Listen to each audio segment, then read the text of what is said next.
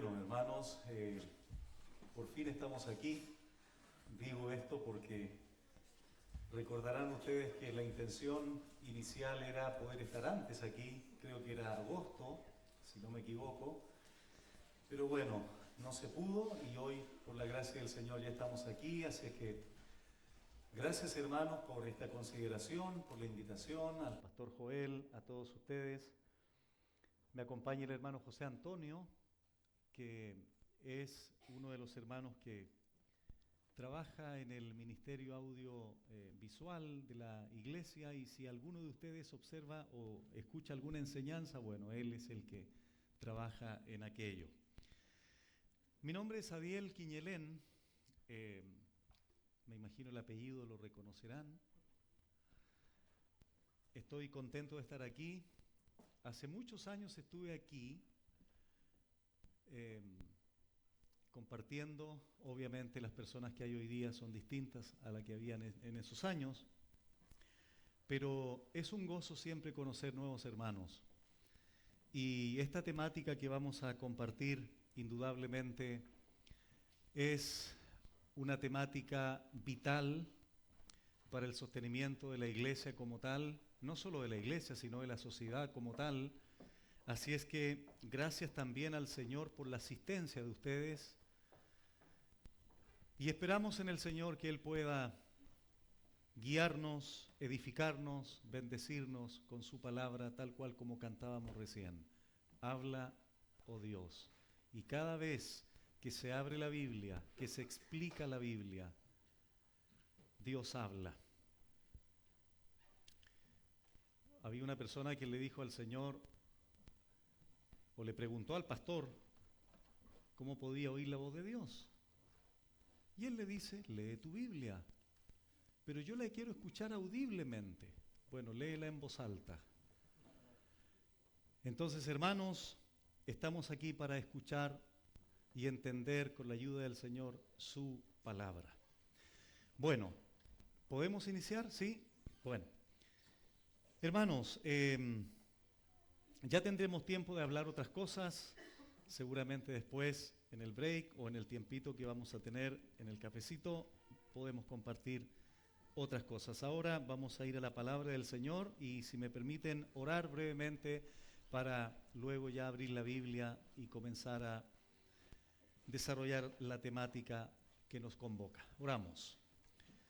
Padre bueno, gracias una vez más porque estamos aquí, Señor, con la necesidad de escuchar tu palabra, de escuchar tu voz, de ser edificados en esta área, en este ámbito tan relevante para nuestras vidas, para nuestros matrimonios, porque así te agrada a ti, esa es tu voluntad, que podamos, Señor, normar nuestra vida a través de tus principios, a través de tus directrices, a través de tus santos mandamientos. Danos la humildad, así como cantábamos también recién, de obedecer, de escuchar en primer lugar, de entender tu palabra y aplicar tu palabra a nuestras vidas. Solamente tú conoces, Señor, la verdadera condición de los matrimonios aquí presentes. Solamente tú sabes en profundidad y de manera plena las situaciones conflictivas, aflicciones, desavenencias que hay en el matrimonio muchas veces, dolor, sufrimiento, incomprensión, deslealtad, decepciones, y podríamos mencionar un sinnúmero de situaciones que son reales en nuestros matrimonios muchas veces. Usa, Señor, por favor, todo este tiempo que vamos a estar en tu palabra hoy y mañana para transformar nuestras vidas y ayudarnos, Señor, a ver también aquellas debilidades que manifestamos en cada uno de nuestros matrimonios, para la gloria de tu nombre. Amén. Bueno, vamos a estar compartiendo la palabra del Señor en esta temática, Edén y esperanza, restaurando el matrimonio. y vamos a estar alrededor de Génesis capítulo 3. Estoy consciente que Génesis capítulo 3 puede ser uno de los capítulos más leídos, probablemente, y aún así la palabra del Señor es la palabra del Señor. Por tanto, cada vez que se explica, ya sea que vamos a recordar algunas cosas o también podemos aprender otras. Así es que vamos a desarrollar esta exposición, como dije, en el capítulo 3 de Génesis. Y quiero señalar brevemente cómo vamos a desarrollar estas tres enseñanzas.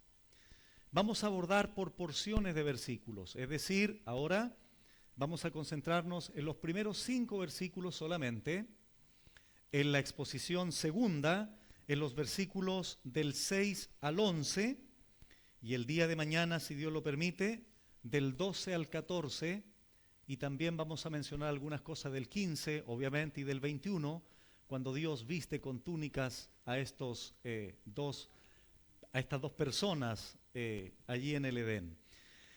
Obviamente puede haber alguna alteración, pero esa es más o menos la dirección que vamos a tener en esta exposición. Estoy consciente y plenamente convencido que cuando se explica el texto, Dios hace obra que nosotros no podemos hacer. Estoy plenamente convencido y sé que ustedes también. Esa debe ser nuestra convicción. Cuando se expone la palabra del Señor, es tan poderosa su palabra que transforma, cambia vidas. Y si los predicadores no descansamos en ese poder de Dios, nuestra elocuencia, nuestros bosquejos, nuestra homilética no tendría ningún sentido, simplemente sería una disertación más. Pero debemos descansar en el poder del Señor, en que el Espíritu Santo obra en los corazones que yo no conozco porque no soy Dios o los pastores no conocemos, pero Él sabe perfectamente. Y por eso quiero profundizar en estos versículos, como lo voy a también a explicar un poco más en detalle a continuación. A través de todas estas exposiciones que vamos a tener, quiero poner algunos énfasis en principios o verdades que vamos a ir extrayendo de todos estos versículos que vamos a explicar. Como por ejemplo, siempre habrá un agente externo que nos tiente. Esto va a ser explicado más en detalle cuando desarrollemos el tema. En segundo lugar, siempre habrá alguien o algo que nos haga dudar de la palabra de Dios. En tercer lugar, debemos someternos al diseño de Dios como matrimonios y no imponer el nuestro, cosa que es muy común. En cuarto lugar, Satanás distorsiona o altera la creación de Dios para apartarnos de Él. Otro principio u otra verdad es que en todo pecado consumado hay un punto de partida, hermanos. Hay algo siempre que ocasiona el desarrollo de todo lo posterior. Y por último, voy a mencionar solo algunos ahora, pero vamos a abordar otros también, indudablemente. El día de hoy se siguen repitiendo los mismos patrones que vamos a observar en Génesis 3. Es lo mismo. A lo mejor la expresión de esos patrones pueden variar, porque estamos en otro contexto cultural, estamos en otra sociedad, etcétera, pero el patrón es el mismo. Ahora bien, es importante, hermanos, ubicarnos brevemente en el contexto en el que estamos aquí antes de leer Génesis 3. Bueno, pongan su mirada, por favor, en Génesis 1:31 para recordar algo interesante aquí. Moisés, que escribió este libro, dijo, y vio Dios todo lo que había hecho, y he aquí era bueno en gran manera, y fue la tarde y la mañana el día sexto. Aquí Moisés señala que todo lo que Dios había creado, todo señalado en el capítulo 1, era no solo bueno, sino bueno en gran manera. Pero si nosotros leemos el capítulo 2, verso 18, y dijo Jehová Dios, no es bueno que el hombre esté solo, le haré ayuda idónea para él. Es muy interesante que cuando Dios aquí a través de Moisés observa al hombre solo, cambia el lenguaje. Anteriormente dijo todo lo que Dios había creado es bueno en gran manera. Ahora el hombre Adán, todavía no creada la mujer Eva, Dios dice no es bueno que el hombre esté solo. Dios dice eso solo de la creación de Adán, en complemento de su esposa Eva. Eso es interesante. Es decir, aquí ya observamos una inclinación diferente de Dios a la creación del matrimonio, a la creación de la primer pareja. No es simplemente una expresión del lenguaje, hay algo aquí distinto, hay algo diferente que Dios quiere plasmar en la Escritura y nosotros que lo podamos entender. Y Dios dice aquí, le haré ayuda idónea para él. Esa preposición es importante, para él. Ese pronombre personal también, refiriéndose a Adán. Es decir, esa mujer sería solo para él. Ayuda idónea para él. Este complemento perfecto solo es en virtud de esa primer mujer y ese primer hombre. No era para el hombre y otros, o no era él para ella y para otras. Hay una intimidad, hay una relación, hay una distinción importantísima aquí que debemos de destacar. Ahora bien, si ustedes observan el lenguaje también del capítulo 1, Dios dijo, sea la luz, haya expansión, produzca la tierra hierba verde, haya lumbreras, pero cuando llega el hombre, Él no dice hágase o haya o produzca tal cosa. Él dice hagamos. Y forma del polvo de la tierra a Adán. Podríamos decir, si me permiten este lenguaje, Dios con el hombre saca sus manos y comienza a formar. Eso es un antropomorfismo por si acaso. Saca sus manos y comienza a formar al hombre. Interesante, ¿no? Solo lo hace con él. No lo hizo con los ángeles, no lo hizo con los animales, no lo hizo con los árboles, no lo hizo con el mar, lo hizo con el hombre. Se involucra de otra forma con el hombre. Y eso es precisamente, hermanos, para manifestarnos a nosotros esa relación única que Dios tendría con su creación, en este caso con los seres humanos. Y de ahí que Él diga, y sopló en él aliento de vida. Un sustantivo allí plural en el hebreo, vidas podríamos decir. Hagamos al hombre a nuestra imagen conforme a nuestra semejanza. Y en ese contexto es cuando Dios hace caer sueño profundo sobre Adán y tomó de su costado a Eva. Yo no me imagino a Adán viendo a un caballo o a un mono o a una jirafa. No había ninguna identificación, ¿verdad? Bueno, era curioso comenzar a observar el mundo animal y no encontrar a alguien semejante a él. Bueno, Dios crea de su costado entonces a Eva, y esto implica, insisto hermanos, la relación tan diferente que tendría con él y él con su esposa Eva y ellos al mismo tiempo con ese Dios creador. Y ahí es donde Dios dice, Génesis 2, 22 en adelante, y de la costilla de que Jehová Dios tomó el hombre, hizo una mujer y la trajo al hombre, porque era para él. Dijo entonces Adán, esto es ahora hueso de mis huesos y carne de mi carne. Esta será llamada varona, porque del varón fue tomada. Por tanto, dejará el hombre a su padre y a su madre, y se unirá a su mujer, y serán una sola carne. Y estaban ambos desnudos, Adán y su mujer, y no se avergonzaban. El matrimonio no fue algo inventado por el hombre. Fue creado e instituido directamente por Dios. Hermanos, el matrimonio fue creado antes de las naciones. El matrimonio fue creado antes que Israel. El matrimonio fue creado antes que los gobiernos. El matrimonio fue creado antes que la iglesia. Tiene una relevancia distinta y es lo que Dios nos quiere hacer entender.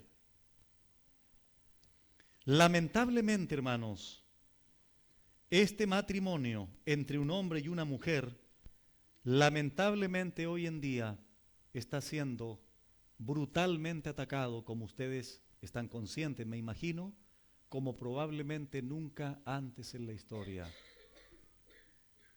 Y me encantaría decir que solo se trata de matrimonios incrédulos, pero desgraciadamente también hay una tragedia considerable en los matrimonios creyentes. De hecho,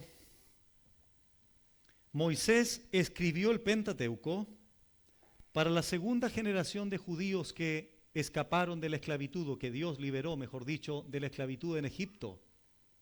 Y curiosamente Moisés sabía, o Dios sabía a través de Moisés, que tenía que regular el divorcio. Por eso en Deuteronomio 24 se le regula el divorcio. O sea, hermanos, miren, eso es el pecado. ¿Por qué Moisés tiene que regular el divorcio? Si estamos recién con la creación. Pero lo tiene que hacer. No porque Dios aplauda el divorcio, esté de acuerdo con el divorcio, sino por la dureza o por el pecado precisamente que vino a partir de Génesis 3.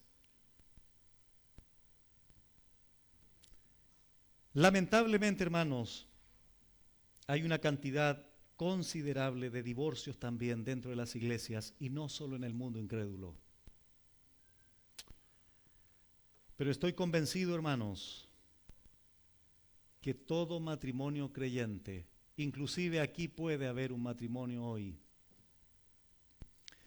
¿Y por qué digo esto con tanta seguridad? Recuerdo, tuvimos un retiro de matrimonios hace algunos años atrás y llegó un matrimonio donde si ustedes me hubiesen preguntado si se me hubiese imaginado en algún minuto que ese matrimonio venía con serios problemas, hubiese dicho no, ese matrimonio no. Terminó el retiro al final y en eso salgo del púlpito y se me acerca este matrimonio con los ojos llenos de lágrimas. Era un día domingo. Y me dicen, Pastor Adiel, nosotros mañana firmábamos el divorcio, pero queríamos expresarle nuestro gozo, nuestra alegría, porque nos perdonamos y recibimos el perdón de Dios. Inimaginable para mí. Yo quedé impactado.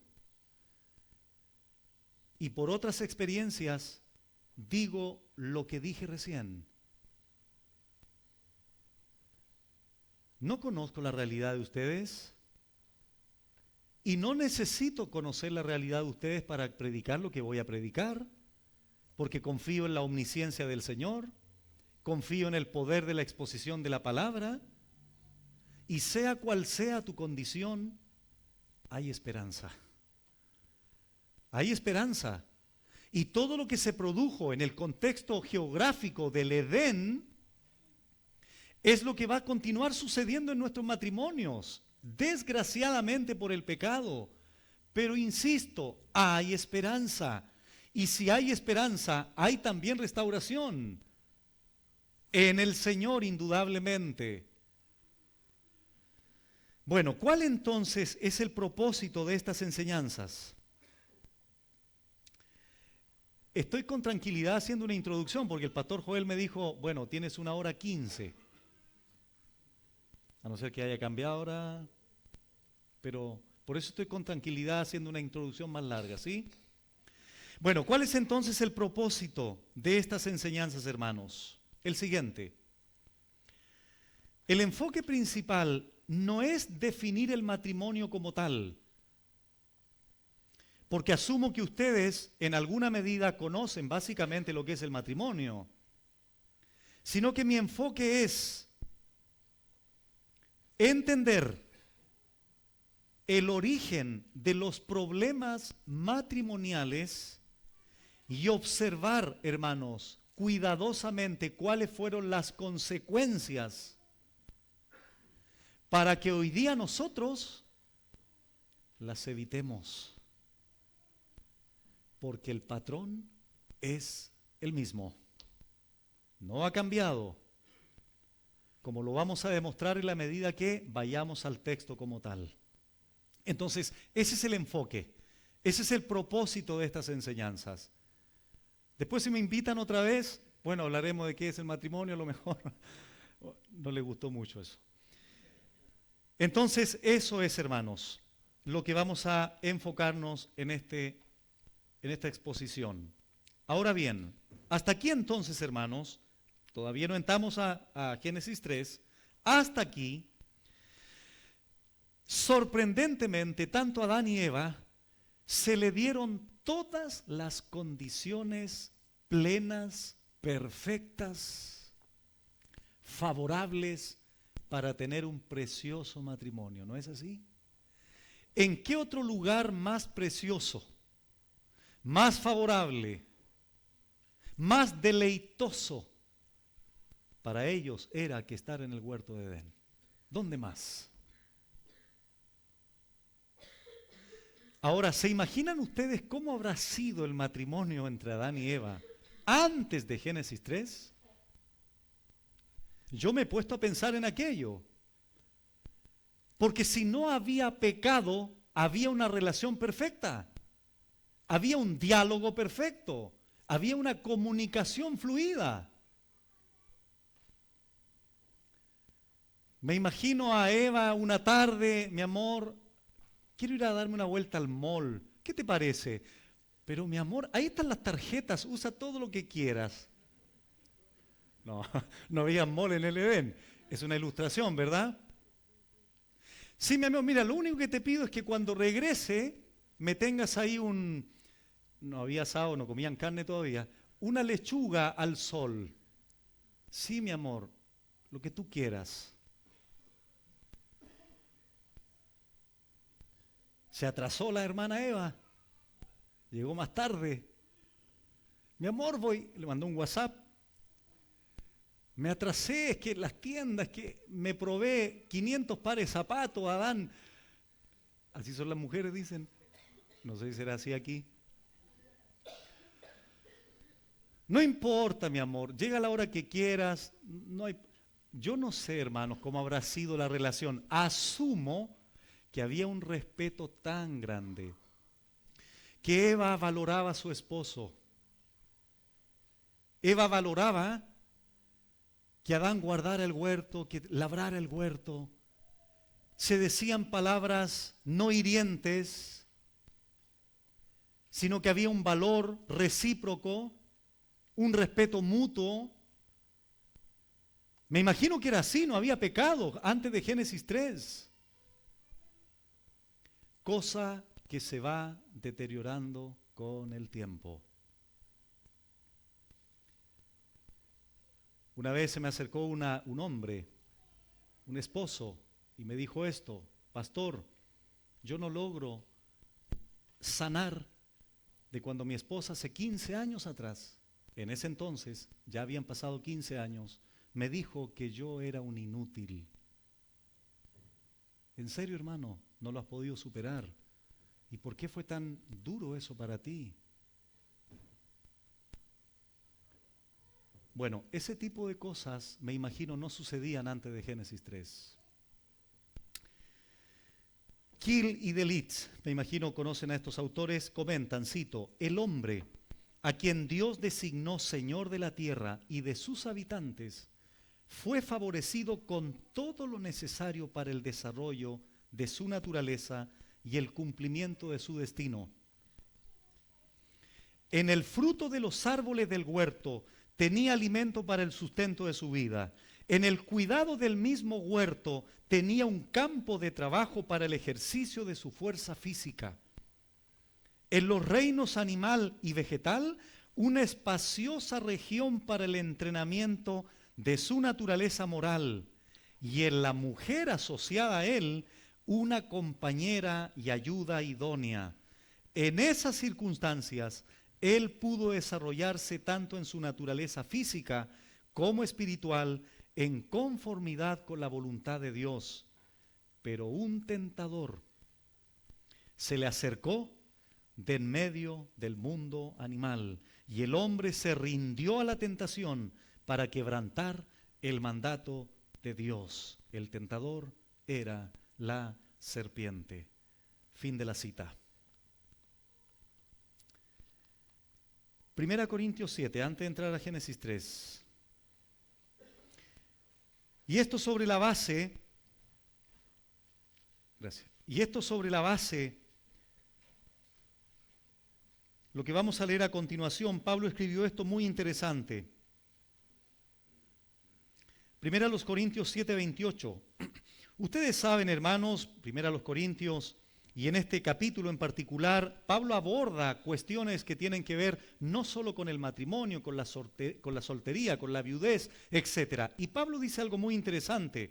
Él dice en el 28, más también si te casas, no pecas, y si la doncella se casa, no peca. Pero, atención con esto, los tales tendrán aflicción de la carne, y yo os la quisiera evitar. Los matrimonios ahora podrían decirme un fuerte amén, ¿verdad? ¿Hay aflicciones en el matrimonio? Claro que sí. Pero vuelvo a insistir, toda esta condición, toda esta realidad que vivimos hoy día tuvo un origen. Todo se desprende de Génesis 3. Ya, pastor, si ya entendimos, vaya luego a Génesis 3. Ya voy a ir. MacArthur comenta, cito, respecto a este pasaje: los creyentes son todavía pecadores y están sujetos a limitaciones y debilidades de la carne. Es ya de por sí difícil para un pecador vivir consigo mismo, más aún con otro pecador y dentro de la misma casa. Cuando dos personas están unidas en matrimonio, los problemas por naturaleza humana se multiplican. La vida íntima nos permite ver con más claridad la falta de nuestro cónyuge y viceversa. Fin de la cita. Dicho todo esto, vamos entonces a Génesis 3:1.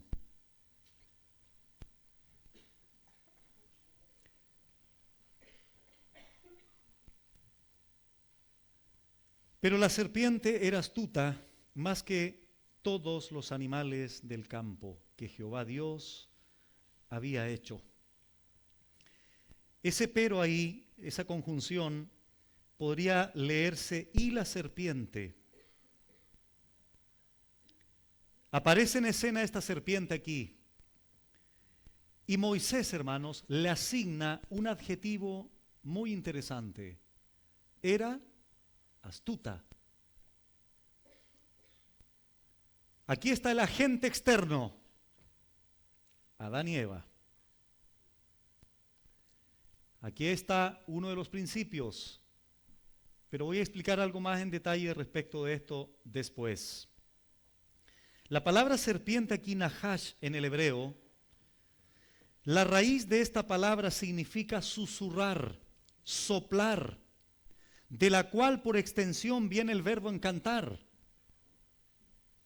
Según algunos comentaristas, también puede significar brillar, lucir, dándonos a entender la belleza de aquel animal antes de la caída del hombre.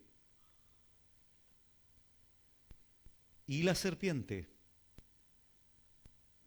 de acuerdo a 1 de Juan 3:8, Apocalipsis 12:9 y 22, era el mismo diablo que ya se había rebelado contra Dios. En algún momento anterior a aquello, ya él se había rebelado. La Biblia le asigna, por ejemplo, le llama un gran dragón, la serpiente antigua, como un león rugiente, lo presenta el apóstol Pedro.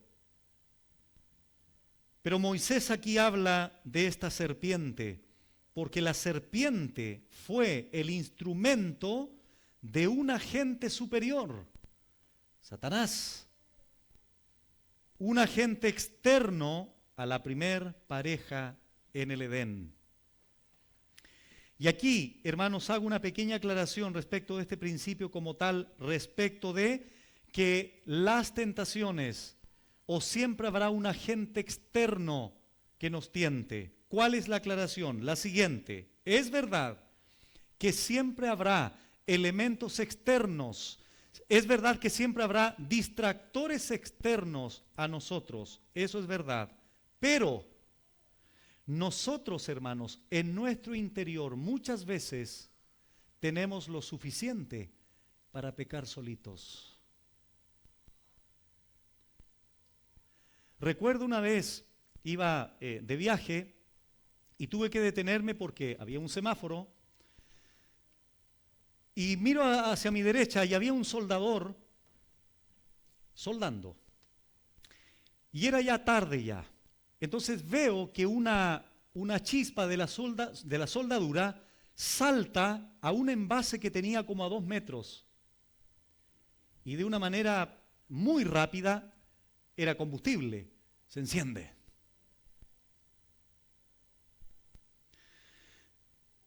Eso es lo que pasa muchas veces, hermanos, cuando no tenemos cuidado de los distractores, de los elementos externos.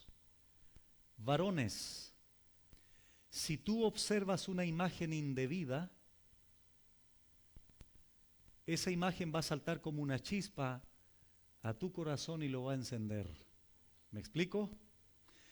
Por esa razón es que tenemos que tener mucho cuidado con los distractores externos, porque eso es lo que potencia muchas veces lo que ya tenemos como pecado en nuestras vidas, que es suficiente, ¿no?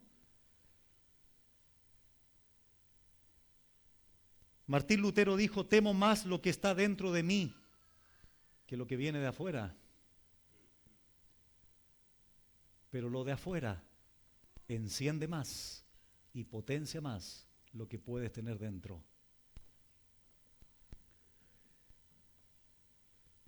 Esto quedará más claro en la medida que avancemos. Entonces, esta serpiente, hermanos, este ser, este animal que detrás de él está el mismo diablo, era astuta, dice la Biblia. Arum en el hebreo. Sutil, ingeniosa. Esta palabra astuta es neutra, es decir, se usa tanto en sentido positivo como negativo. De hecho, el apóstol Pablo en 2 Corintios 11, que lo vamos a ver más tarde, habla de astucia igual, pero usa otra palabra griega, panurgia, que él traduce como malicia. Eso es el diablo a través de la serpiente. Y eso es lo que maliciosamente, y eso es lo que ingeniosamente, y eso es lo que astutamente, sutilmente, va a comenzar a invadir a Eva. Y vamos a ir observando, hermanos, cómo esa sutileza solo puede ser discernida hoy día, gracias a Dios, porque tenemos la revelación completa. Indudablemente Eva no se dio cuenta, por algo cayó en el pecado. Indudablemente Adán tampoco lo percibió y cedió fácilmente a la tentación también. Entonces esta serpiente, que era astuta y era más que todos los animales del campo, que toda clase del campo, dice el hebreo allí, que Jehová Dios había hecho. Y lo ingenioso aquí, repito, lo interesante aquí es que Moisés, de tantos adjetivos que hay, utiliza arum, utiliza astuta o astucia. Y esa astucia y esa sutileza, hoy día Satanás la está usando también. Les voy a compartir algunos ejemplos después, hermanos, de cómo es impresionante que el diablo muchas veces las estrategias que usa para estropear, para destruir nuestros matrimonios.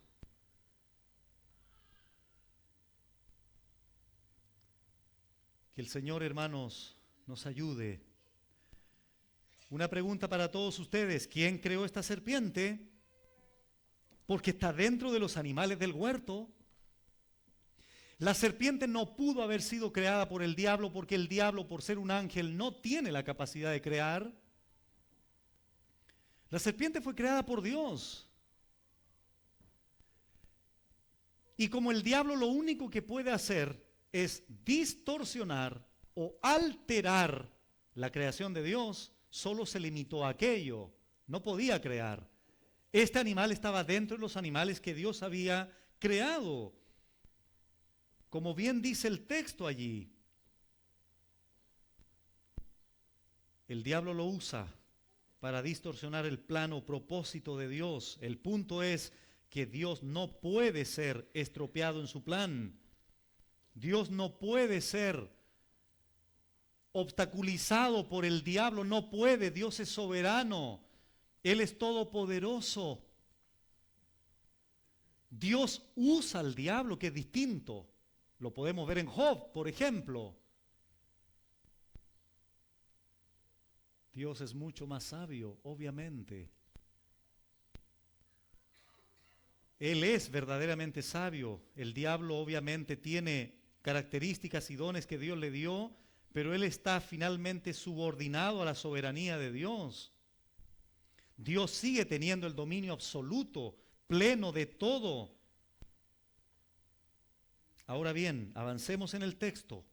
Pero la serpiente era astuta más que todos los animales del campo que Jehová Dios había hecho, la cual dijo a la mujer. Les aclaro que Eva no tenía la más mínima idea que estaba hablando con el mismo diablo.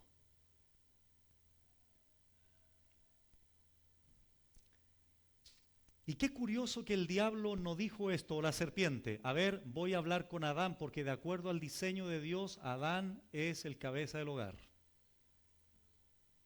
¿Vemos eso en el texto? La serpiente ataca el diseño de Dios, dirigiéndose a Eva. Qué curioso, ¿no?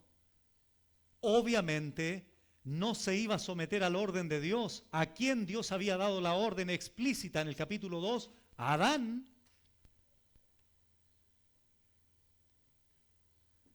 Dios había establecido este diseño para el desarrollo del matrimonio entre Adán y Eva, pero el diablo lo alteró. De hecho, lo hizo. La serpiente no seguiría ese camino porque era el camino de Dios. Dios le había dado la orden a Adán. Adán era el responsable de llevar a cabo el mandato junto a su esposa, desde luego, como su ayuda idónea. Berkhoff comenta esto, cito: creo con toda razón, dice él, que el tentador se dirigió a Eva porque con seguridad demostraría ser el agente más efectivo para llegar hasta el corazón de Adán. Es decir, Eva fue el medio, Eva fue el canal. Y aquí observamos la astucia. ¿Me están entendiendo, hermanos?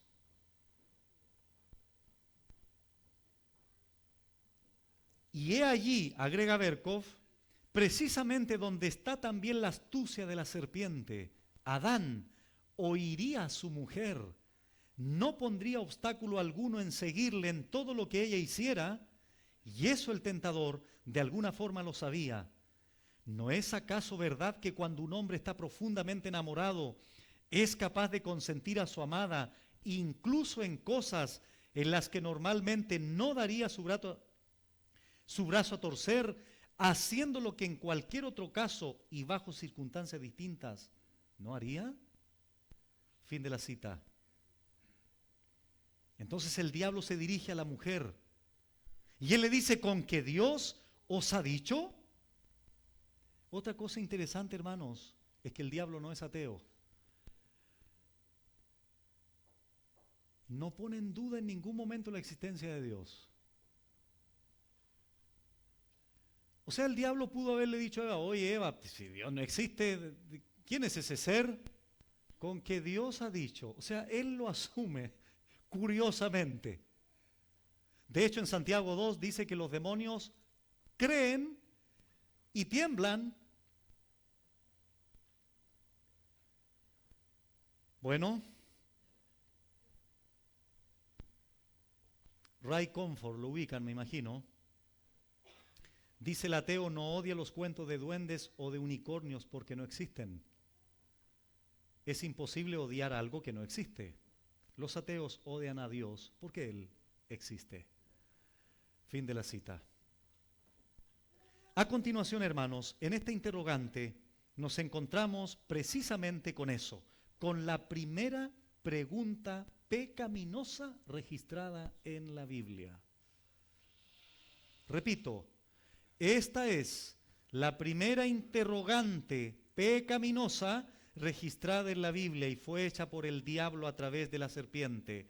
Con que Dios os ha dicho, no comáis de todo árbol del huerto.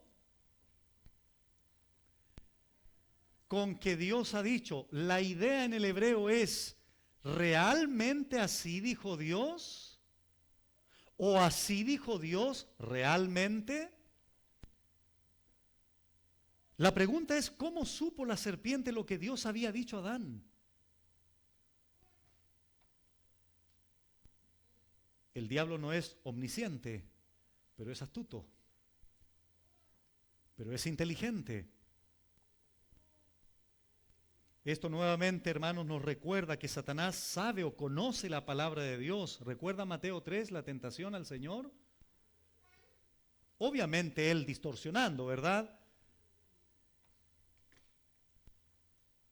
Se acerca a ella de manera suave, no es violento, no presenta un argumento, sino presenta una sugerencia interrogativa. Y aquí, hermanos, repito, comenzamos a observar la astucia. El escepticismo aquí está implícito en este cuestionamiento. Este es su clásico modus operandi. Cuestiona la palabra de Dios, en este caso con Eva, sugiriendo incertidumbre acerca del significado de sus declaraciones, planteando dudas sobre la veracidad de lo que Dios ha dicho, insinuando sospechas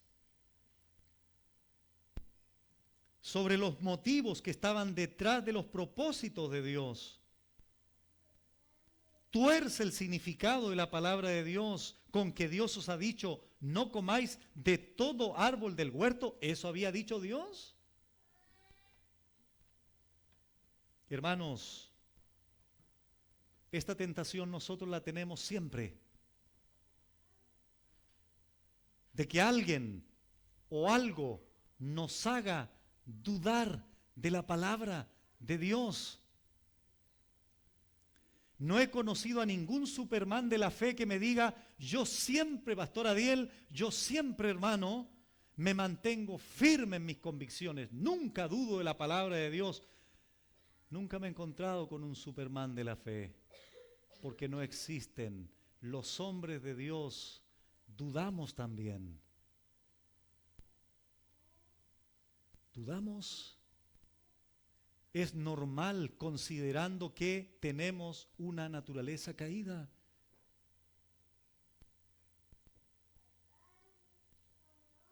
Y esa, hermanos, tentación de dudar de la palabra de Dios, que es lo que la serpiente o el diablo a través de la serpiente quería provocar en Eva, nosotros hoy día también los vamos a vivir, incluido en nuestros matrimonios. permítame esta licencia. Con que Dios te ha dicho, esposo, que ames a tu esposa como Cristo amó a la iglesia. Una vez un hermano me dijo, pastor, ¿no será una exageración eso? ¿No será eso para las novelas? Porque, pastor, usted entenderá, ¿cómo yo voy a amar a mi esposa como Cristo amó a la iglesia entregándose a sí mismo por ella? ¿Cómo lo voy a hacer eso? Una justificación, ¿se dan cuenta? ¿Pero para qué? Para finalmente ni siquiera esforzarse en hacerlo.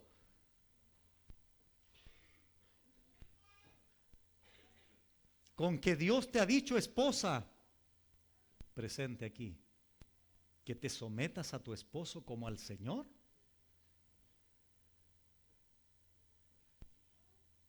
Se levanta la hermana y me dice, pastor, ¿cómo me pide eso si mi esposo me trata muy mal?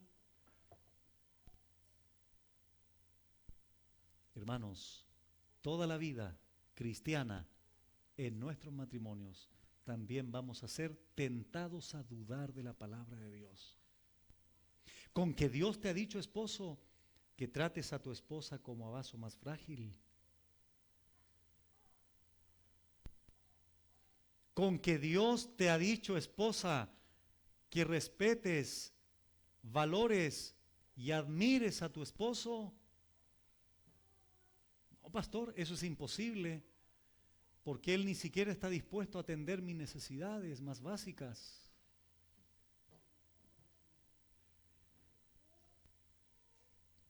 ¿Valdrá la pena amar a mi esposa como Cristo amó a la iglesia?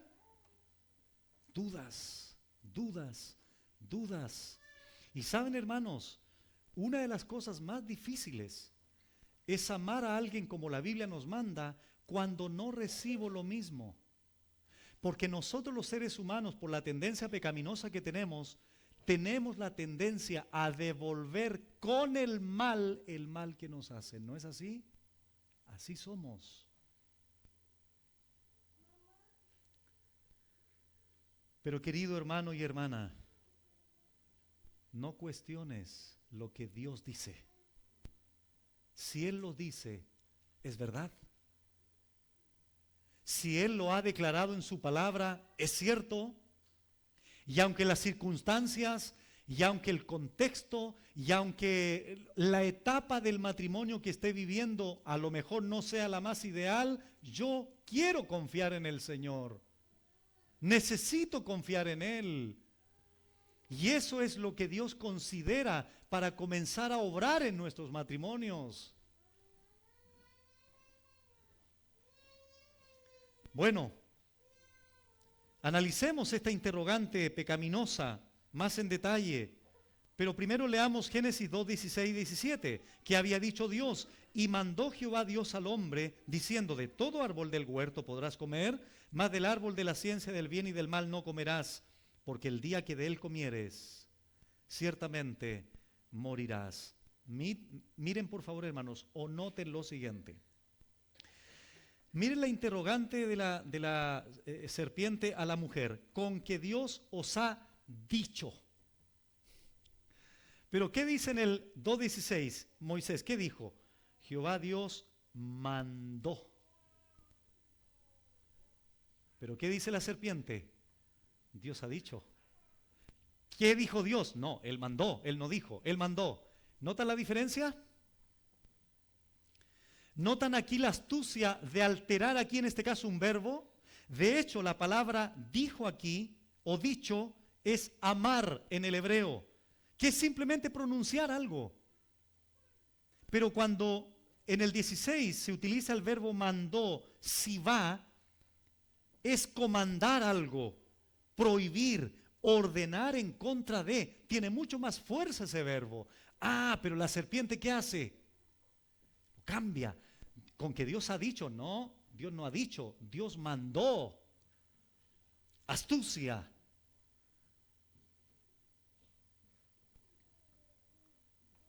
Y la serpiente puso la orden en sentido negativo, no comáis de todo árbol. No comáis de todo árbol del huerto. ¿Fue esto lo que Dios dijo a Adán? Uno solo era el árbol del cual no podían comer. Al tentar a Eva aquí, hace que la expresión de generosidad auténtica de Dios sonara como mezquindad.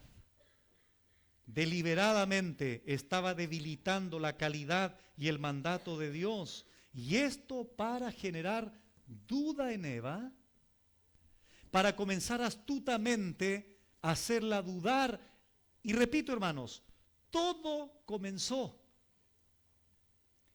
con una simple, inocente interrogante, porque todo proceso de pecado consumado iniciará así,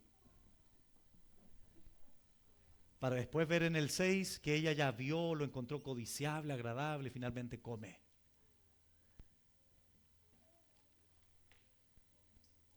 Y es impresionante cómo esto comienza a alterar la percepción o la mente de Eva, este diálogo. Adelantémonos al verso 6 para que entiendan lo que estoy diciendo. Y vio la mujer que el árbol era bueno para comer y que era agradable a los ojos y árbol codiciable para alcanzar la sabiduría. Y tomó de su fruto y comió y dio también a su marido, el cual comió así como ella.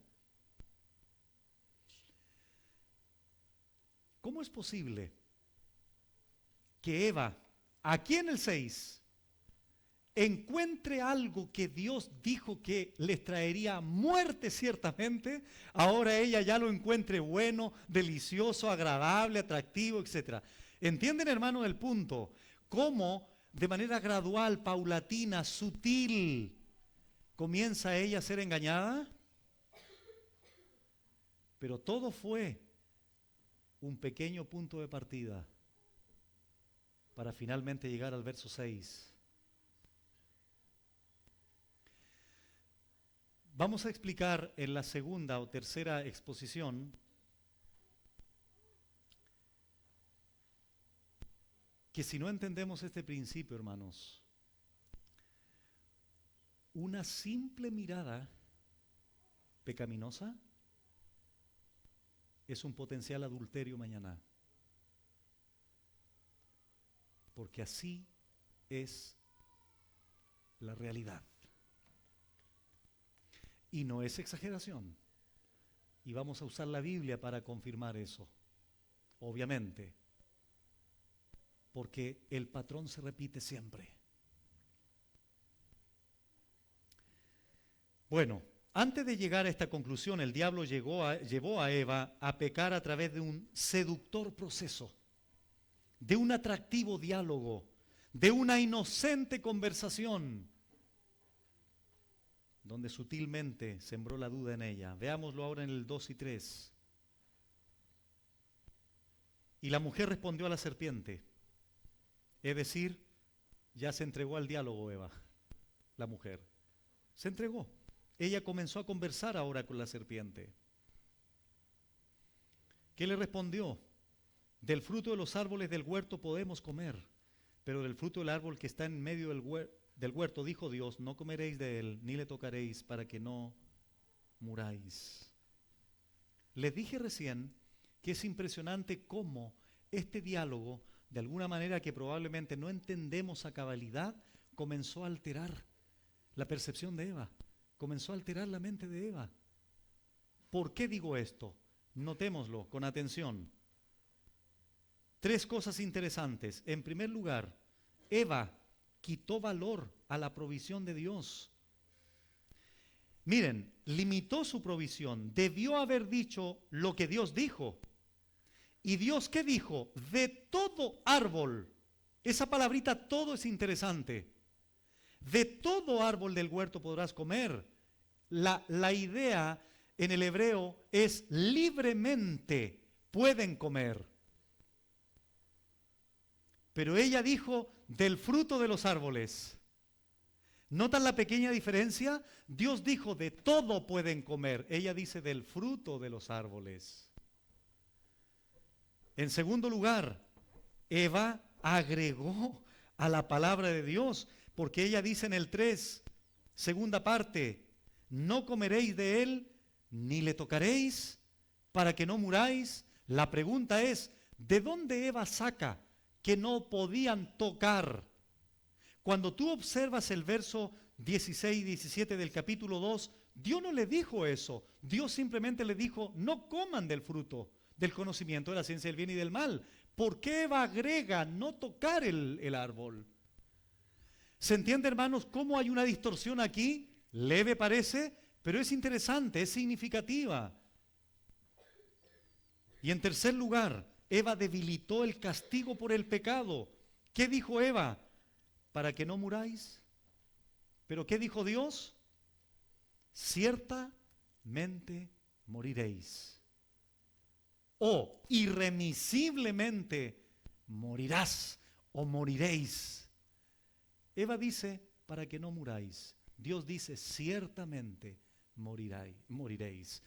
Aspectos que nos dan a entender cómo Eva se está involucrando aquí en la caída final del versículo 6 al comer del fruto prohibido. Fue un proceso. Hay un patrón aquí que se sigue repitiendo en nuestros días. Y aquí ya estamos observando, hermanos, luces de lo que sería, como dije recién en el versículo 6, un proceso inocente, podríamos decir, un punto de partida que inicia en el verso 2 con esta interrogación, 1, que la serpiente hace. La duda a la palabra de Dios es la esencia misma del pecado. Y Eva está a punto de caer en la acción más triste y caótica. A continuación, versículo 4. La declaración abierta de la serpiente negando lo que Dios claramente había dicho antes. Entonces la serpiente dijo a la mujer, ahora ya de frentón, ahora ya de manera directa, no moriréis. Pero ¿cómo empezó en el versículo 1? ¿Con que Dios ha dicho? No comáis de todo árbol del huerto. Ahora dice, no, ¿sabes qué? No van a morir. Esta respuesta está conectada a lo último que Eva dijo en el verso 3, para que no muráis. De hecho, cuando aquí dice el verso 4, no moriréis, no morir, moriréis, dice el hebreo. Y aquí observamos el atrevimiento osado del diablo. Dios había dicho, ciertamente moriréis, y viene el diablo y dice, no morirás. La pregunta es, ¿a quién le creerás? La mentira abierta es posterior a la duda previa implantada. Por eso, amados hermanos, que es peligroso dudar, porque cuando estamos con dudas, estamos más vulnerables al pecado. La mentira aquí tuvo su previa preparación. ¿Cuál fue la preparación? Implantar duda, cuestionamiento, de manera sutil, de manera astuta. Esa es la astucia que comenzamos a ver aquí en la serpiente y que se transmite a la ingenuidad, podríamos decir, de Eva. El diablo contradice totalmente a Dios y la mujer ya estaba preparada para caer en la tentación, porque ya la duda estaba siendo totalmente invadida su corazón. Vamos a dos pasajes, por favor, a Juan 8:44. Juan 8:44 y simultáneamente también Apocalipsis 20, para observar aquí algo interesante con respecto al carácter del diablo, que es lo que transmite a través de la serpiente en Génesis 3. Dice Juan 8:44 lo siguiente. Aquí el Señor está hablando con los judíos, fariseos, y Él les dice, vosotros sois de vuestro padre el diablo. Aquí es sin anestesia esto. Es directo. Vosotros sois de vuestro padre el diablo, acusador en el griego, y los deseos de vuestro padre queréis hacer.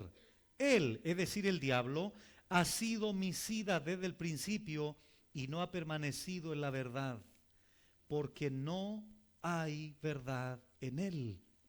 Cuando habla mentira, la palabra mentira aquí es pseudos. ¿Les parece familiar esa? Pseudo apóstol, pseudo profetas. Pseudo aquí tiene que ver con falsedad. Cuando habla mentira o falsedad, de suyo habla, porque es mentiroso y padre de mentira. ¿No es esto lo que estamos viendo con todo su poder en Génesis 3? Con Eva, con la mujer. Apocalipsis 27 en adelante dice, cuando los 1000 años se cumplan, Satanás, adversario aquí en el griego, será suelto de su prisión y saldrá ¿a qué? A engañar. Planao en el griego aquí, desviar de la verdad, es un verbo activo. Saldrá a engañar a las naciones que están en los 4 ángulos de la tierra. Versículo 10, y el diablo que los engañaba, que los desviaba de la verdad con sus mentiras, fue lanzado en el lago de fuego y azufre, donde estaban la bestia y el falso profeta, y serán atormentados día y noche por los siglos de los siglos.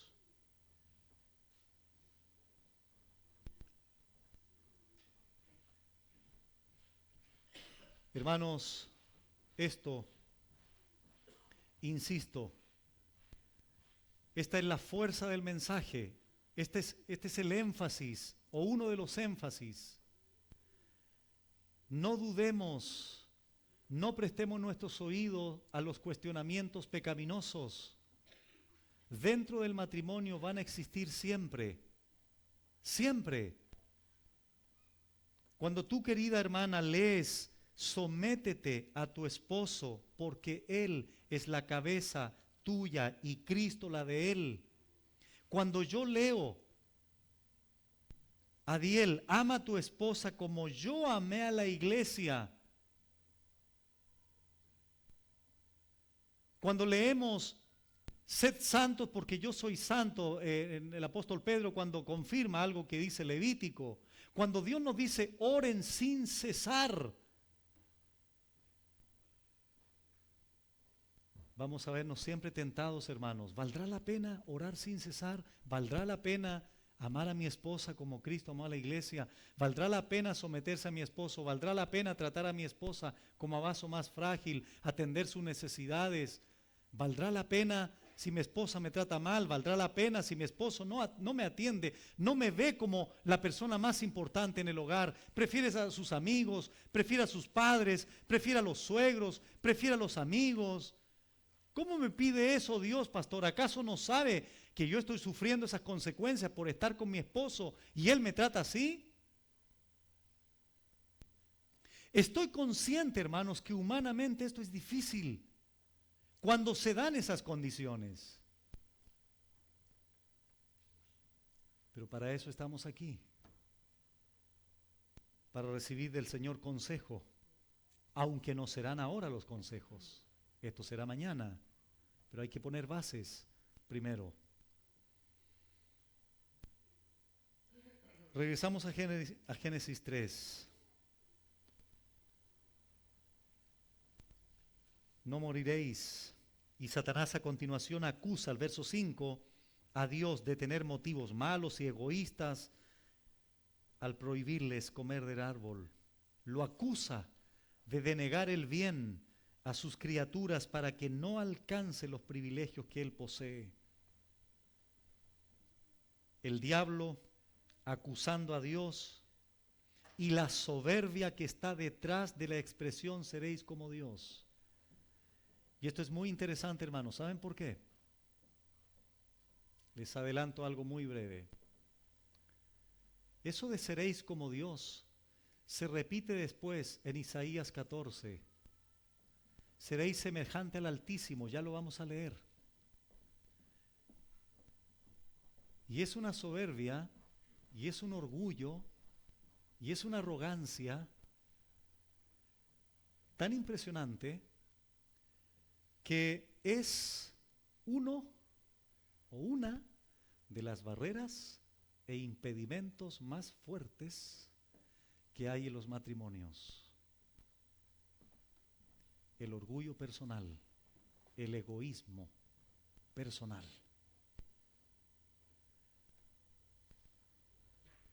Y eso nos lleva a acusarnos muchas veces. Siempre recuerdo, hay un matrimonio, hermano, ¿qué te sucede? ¿Qué te pasa?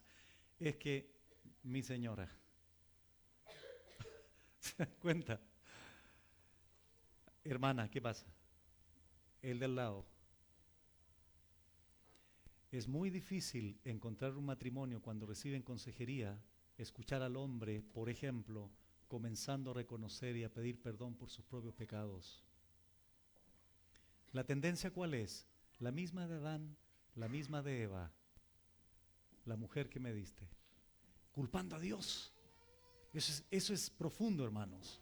Adán culpó a Dios, porque ya el diablo había inyectado esa arrogancia. Pero no me adelanto más. Versículo 5, ¿qué dice? Sino que sabe Dios, esto se lo está diciendo la serpiente a la mujer, sabe Dios que el día que comáis de él, serán abiertos vuestros ojos y seréis como Dios, sabiendo el bien y el mal. La consecuencia inmediata de comer del fruto prohibido, según el diablo, según la serpiente, serían tres cosas. Serían abiertos los ojos, serían como Dios y sabrían el bien y el mal. Curiosamente, hermanos, en Hechos 26, cuando el apóstol Pablo narra su conversión, de acuerdo a Hechos capítulo 9, él dice que Dios abre los ojos para conocer la verdad. Pero aquí observamos que Adán y Eva, estando en la perfección, estando en la luz, estando en la plenitud de gozo en el huerto del Edén, habiendo sido creados ambos por Dios, ahora los lleva a las tinieblas donde pudiesen conocer el mal. Adán había escuchado teóricamente el mal, pero ahora lo experimentaría, no solo en teoría, sino también en la práctica.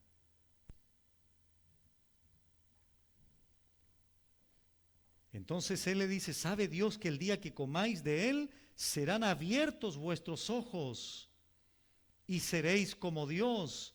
Miren, hermanos, rápidamente, por favor, Isaías 14. Se está hablando aquí del rey babilónico, pero detrás del rey babilónico está la rebelión del diablo. Dice Isaías 14, versículo 14, o tomémoslo del 13. Tú que decías en tu corazón, subiré al cielo en lo alto junto a las estrellas de Dios, levantaré mi trono y en el monte del testimonio me sentaré a los lados del norte, sobre las alturas de las nubes subiré, y noten esta expresión, y seré semejante al Altísimo. ¿Qué le dijo la serpiente a la mujer? Seréis como Dios. Seréis semejante al Altísimo, mas tú derribado eres hasta el Seol, a los lados del abismo. Semejante aquí, la palabra hebrea es damá, que es comparar. Seré comparado al Elión, al Altísimo. Y esta arrogancia, hermanos, que observamos aquí, la observamos en Génesis 3, en la expresión, seréis como Dios. Esa soberbia, esa arrogancia,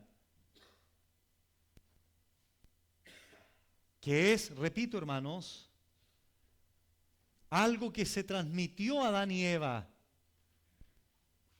¿Cómo lo sé o cómo lo sabemos?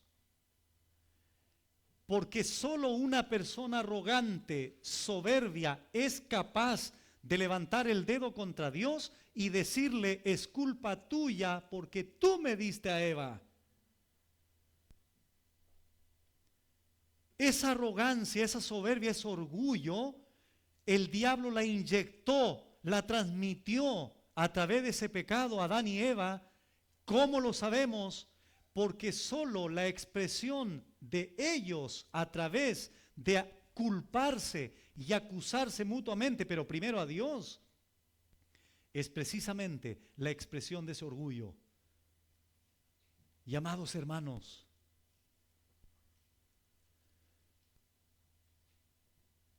tu orgullo y mi orgullo en el matrimonio debe ser quebrantado. Debe ser quebrantado. Porque es la única manera que podamos amar a nuestra esposa como Él lo demanda. Es la única manera, hermana, que tú puedas respetar a tu esposo, valorar y admirar a tu esposo, cuando tu orgullo es quebrantado. Cuando no sucede aquello, siempre habrá rivalidad, siempre habrá culpas mutuas, acusaciones mutuas, tal cual como fue en Génesis capítulo 3.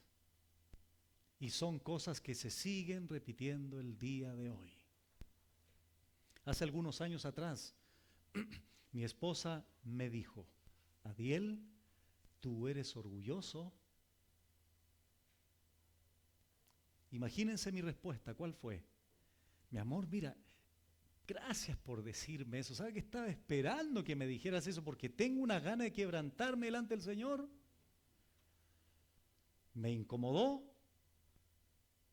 me molestó, pero ¿saben qué?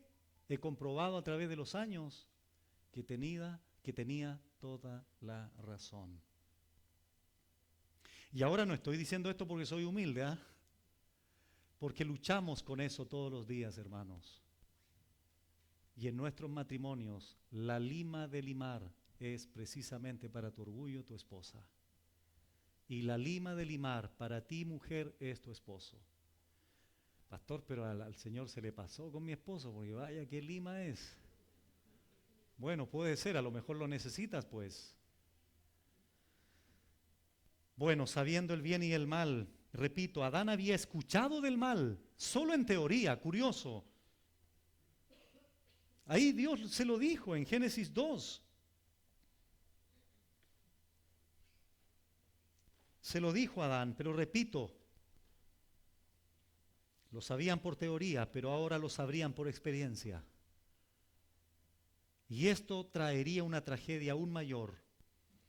Escuchen, hermanos, conocerían el bien, pero serían incapaces de ejecutarlo. Y conocerían el mal, pero sería imposible evitarlo. Harían solo lo que desagrada a Dios. Por eso observas después el Salmo 14, Romanos 3, no hay un justo, no hay un bueno, no hay quien busque a Dios. Todos se desviaron, todos se hicieron inútiles. Veneno de áspides hay en su garganta, todos se descarriaron. No hay temor de Dios. ¿De dónde viene esto? De Génesis capítulo 3. ¿Y de dónde viene esto? Que lo que nos compete a nosotros, del primer matrimonio, donde se supone que debía haber una relación de respeto, de diálogo, de compañía, de apoyo mutuo, pero se puso oído a la serpiente y se dejó de oír a Dios.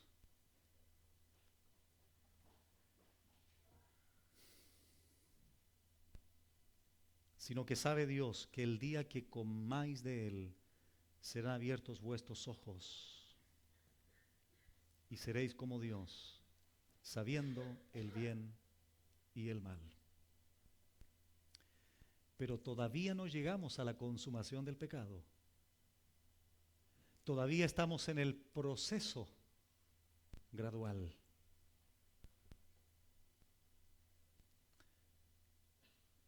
Miren, hermanos, con esto voy a terminar esta primera parte para no salirme del tiempo. Hace algunos años atrás, con respecto a esto de que todo tiene un punto de partida inocente, pero puede ser un potencial terrible y triste pecado consumado. Hace algunos años atrás conversé con un matrimonio, me manifestaron su situación que estaban viviendo y en eso nos quedamos con ella y me dice esto: pastor, un día estaba en Facebook y recibo una solicitud de amistad. ¿Quién era? Un antiguo amor que yo tuve antes de casarme. Y no le miento, pastor, que empecé a tener recuerdos, a recordar cosas, y tomo el mouse. ¿Se entiende lo que es el mouse, verdad? Ya. Y tuve una lucha, si hacía clic o no hacía clic.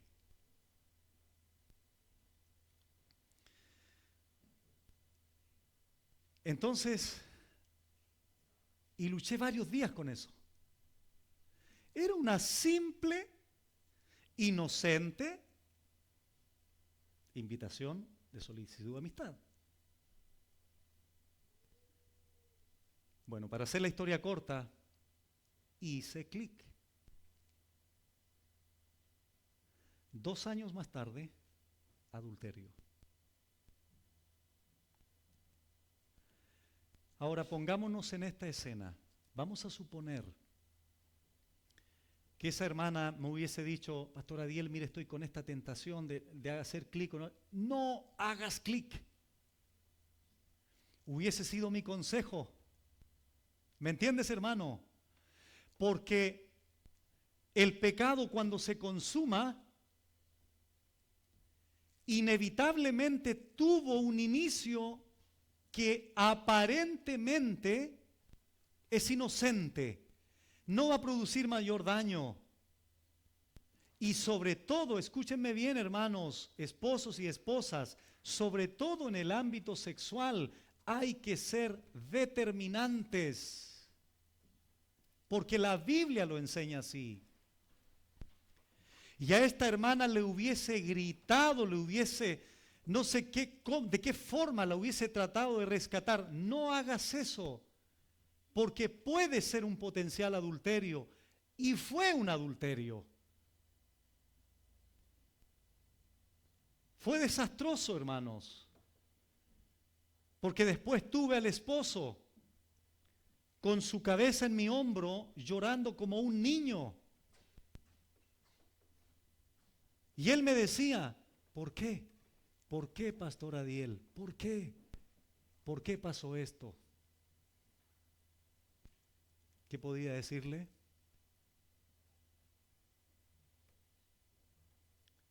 Más que sufrir con él, orar por él,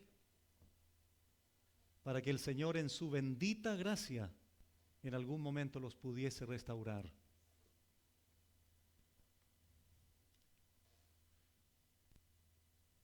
Y ese patrón de Génesis 3 se va a cumplir en ti mañana, pasado mañana, en la semana. Constantemente vamos a ser expuestos a esos patrones de Génesis 3. No solo en el tema sexual, en otros ámbitos, hermanos. El punto es entender de qué forma tenemos que librarnos de aquellos pequeños puntos de partida, de aquellos pequeños inicios que podrían finalmente generar un proceso terrible y un caos al final cuando se consuma el pecado. Siempre habrá un agente externo que nos tiente. Siempre habrá alguien o algo que nos quiera hacer dudar de la palabra de Dios. Debemos someternos al diseño de Dios y no al nuestro, ya que Satanás va a distorsionar lo que Dios ha creado para apartarnos de Él, como fue en el caso de Adán y Eva. Y debemos tener cuidado, hermanos, porque los patrones, repito, de Génesis 3 se seguirán manifestando durante todos los días de nuestra vida hasta que estemos aquí.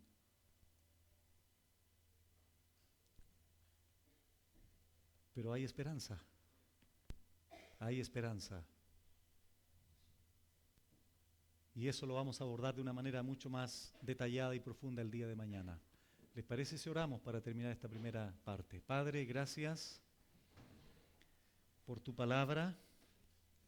Gracias por tu amor hacia nosotros, porque nos adviertes, nos haces entender que debemos confiar en lo que tú dices y no cuestionar la veracidad de tu palabra. Gracias por los matrimonios aquí presentes y confío, Señor, confío en que tu palabra ya está haciendo algo en los corazones y está llegando al interior de nuestros hermanos, a sus mentes, para comenzar a ver la realidad y las condiciones en las que estamos delante de ti.